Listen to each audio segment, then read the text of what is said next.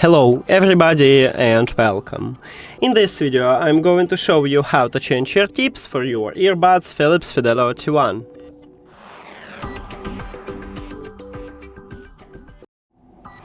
You have to start by remove the old ear tips, so let's get started with the left one.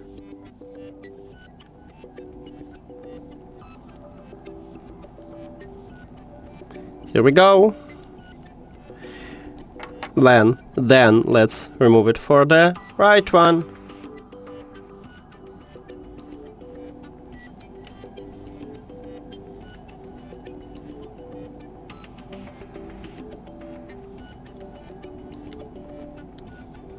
Here we go.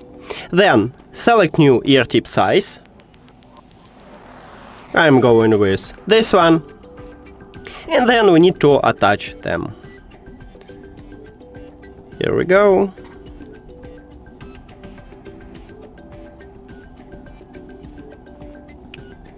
And now the right one.